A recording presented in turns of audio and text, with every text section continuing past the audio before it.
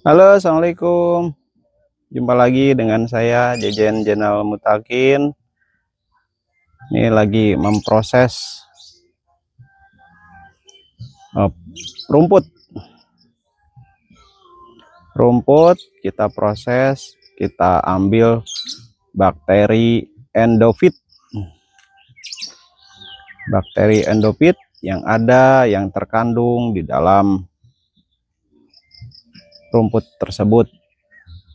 Nah, ini yang satunya kemarin sudah kita panen kompos padatnya.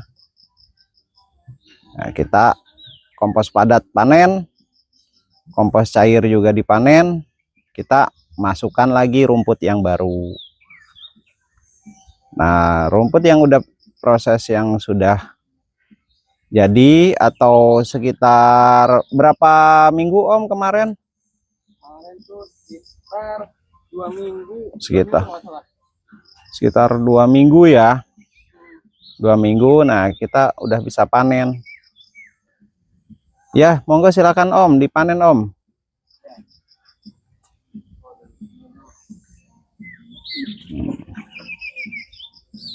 Kita ambil sari daripada bakteri endofit.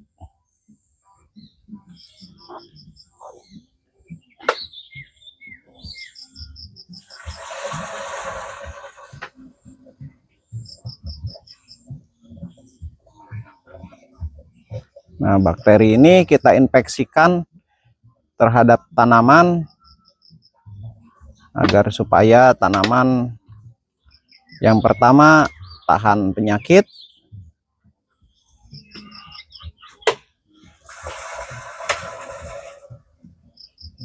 yang kedua cepat tumbuh,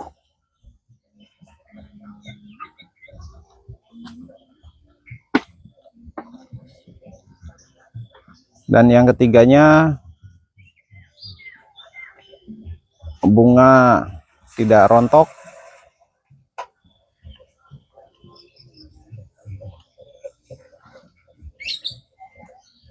Dan fungsinya sangat banyak sekali ya, karena yang kita ambil adalah rumput dari lahan yang kita tanami. Jadi otomatis bakteri endofitnya pun beradaptasi sangat cepat. Seperti itu.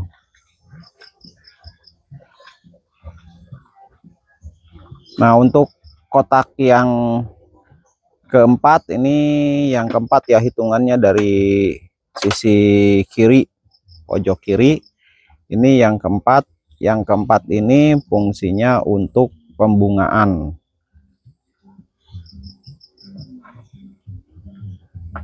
Jadi ada yang untuk bunga, yang ke satu itu untuk pertumbuhan,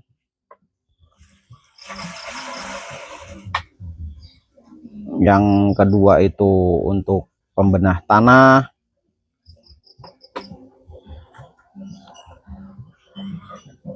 yang ketiga itu untuk zat perangsang tumbuh,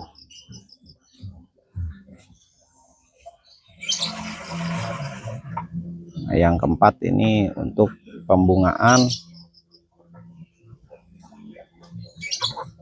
yang kelima itu untuk horti.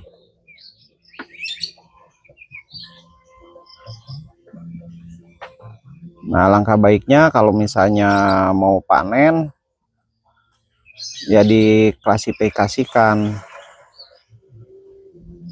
ini untuk apa. Nah, karena di sini cabainya itu lagi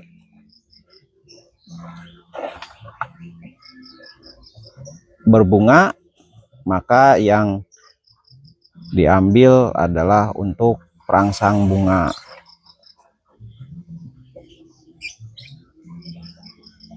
Yang lebih banyak itu yang diambil yang untuk perangsang bunga.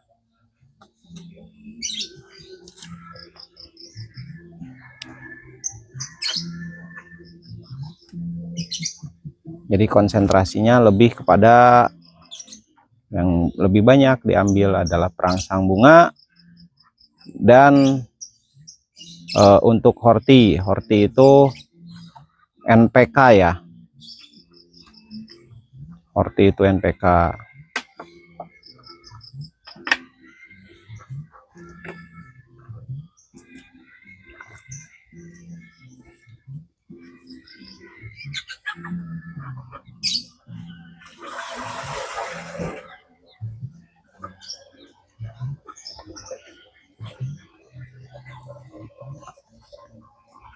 Kita bisa lihat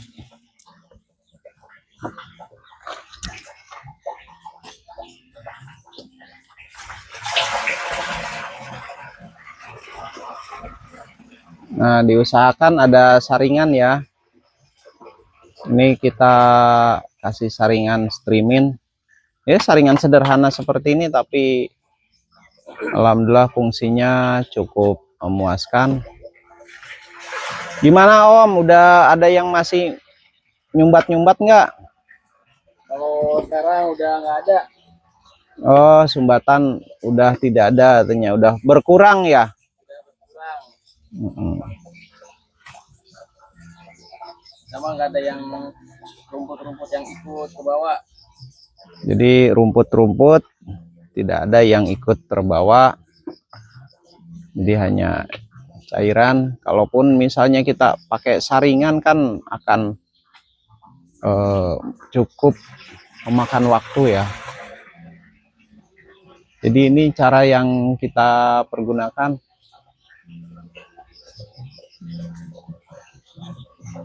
Bakteri endopitnya nggak kebanyakan tak Om. Nah, di sini yang kita siram itu lahannya cukup luas.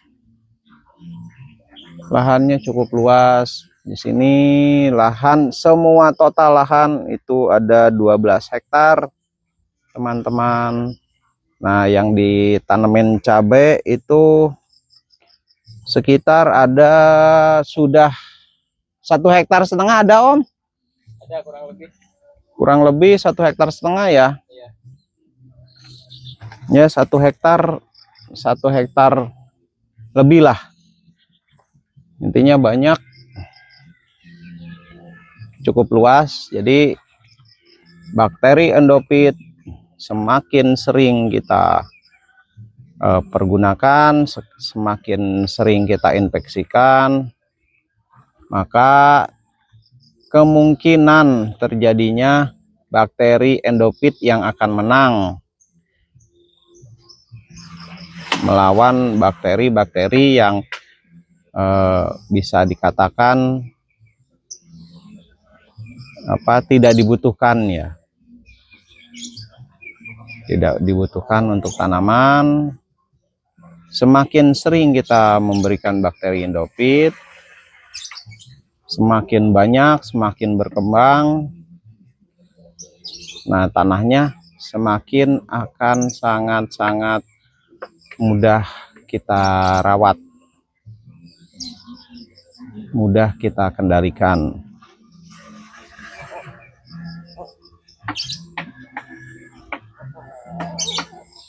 Ya, contohnya itu tanaman-tanamannya alhamdulillah segar-segar sekali ya. Yang tidak sengaja itu tersiram. Jadi di sini tidak menggunakan penutup terpal ya, karena ya kesederhanaan kita di sini, keterbatasan di sini kita maksimalkan sebaik mungkin. Tidak jadi keluh kesah, tapi kita buat jadi kelebihan.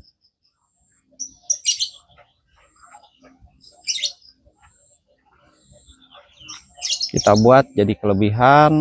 Nah, jadinya nanti air yang terkandung di pengolahan Bakteri endofit ini adalah yang kita gunakan adalah air hujan. Air hujan kita tidak nampung sendiri, tapi tertampung dengan sendirinya.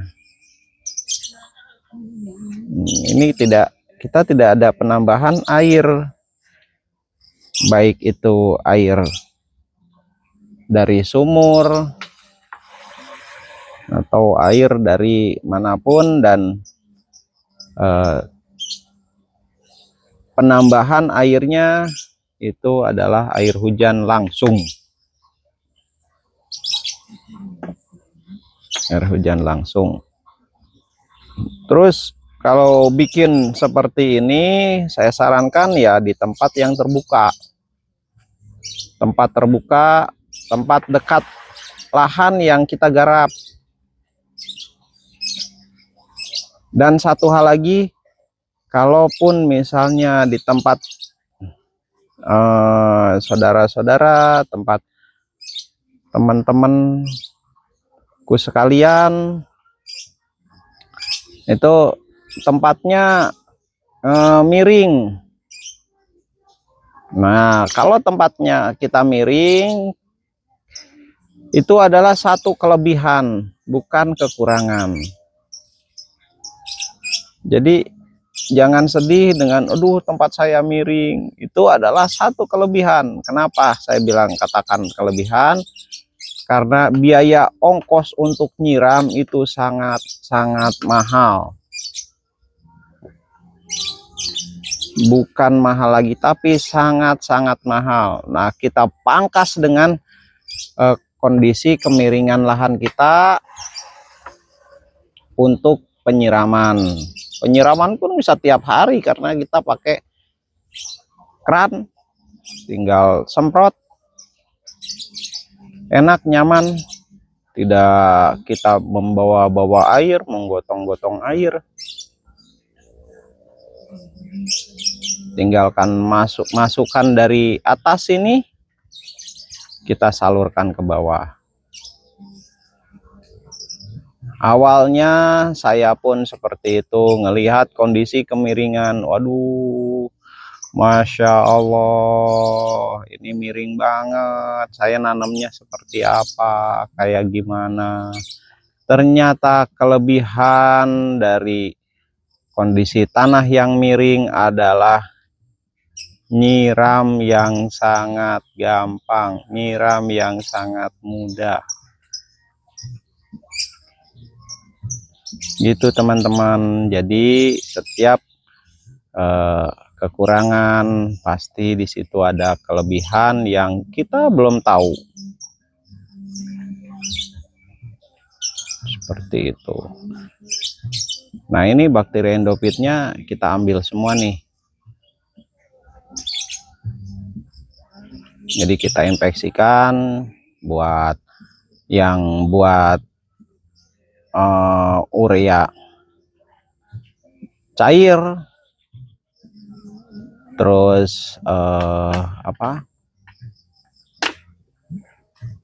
untuk perangsang bunga, perangsang buah, terus untuk pembenah tanah, untuk NPK,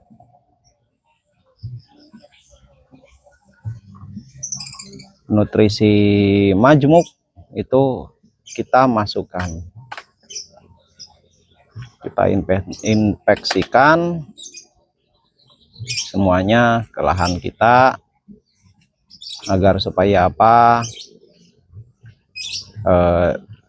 tanah di sini sekarang ini karena tidak TOT, tanpa olah lahan, tanpa olah tanah, jadi kita tidak mencangkul, hanya melubangi untuk media tanam, terus langsung ditanam. Nah, nanti gimana tuh kalau misalnya kurang porositasnya kurang.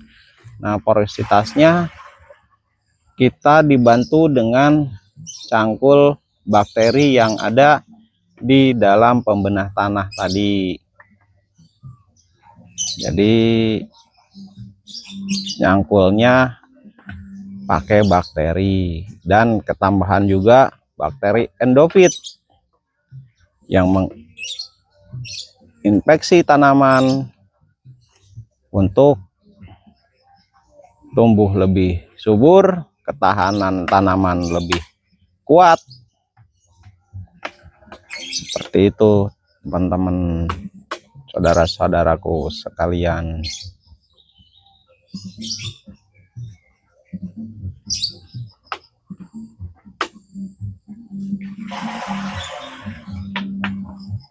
Ini kalau misalnya kita membeli pupuk, udah berapa rupiah yang kita keluarkan, itu sudah berapa rupiah.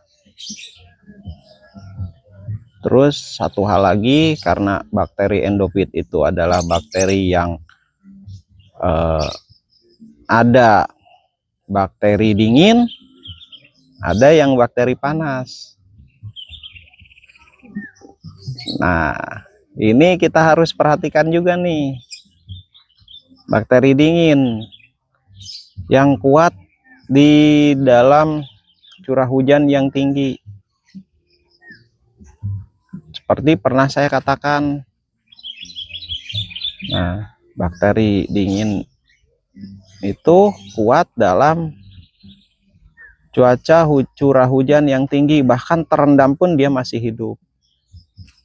Contohnya seperti apa? Nah, contohnya seperti tadi sebelumnya saya sampaikan, itu tumbuhan krokot.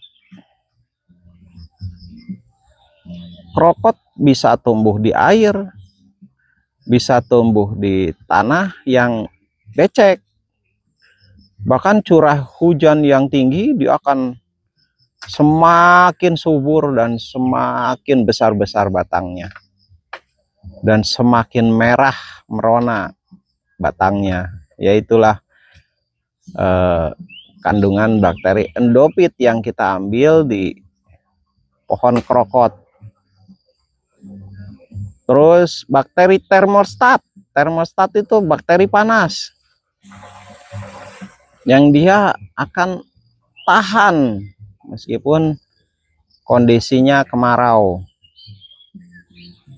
Nah, seperti apa contohnya kandungan bakteri yang ada, bakteri endofit yang ada di tanaman? Bisa kita ambil dari tanaman alang-alang. Terus banyak lagi tanaman sereh, itu sangat-sangat kuat meskipun dalam kondisi panas atau bahkan kondisi tanahnya yang kering, tanah merah yang kalau misalnya kemarau itu tanahnya keras, tapi di situ tumbuh alang-alang. Nah, kita lihat ada krokot di situ tumbuh, barang tentu sangat tidak. Krokot tidak tumbuh di kondisi tanah yang ditumbuhi alang-alang. Adapun sebaliknya, yang ditumbuhi krokot sudah barang tentu alang-alang juga tidak tumbuh di situ. Nah, itu menandakan memang bakteri endofitnya itu ada yang tahan panas atau termostat, bakteri termostat, dan juga ada yang tahan dingin.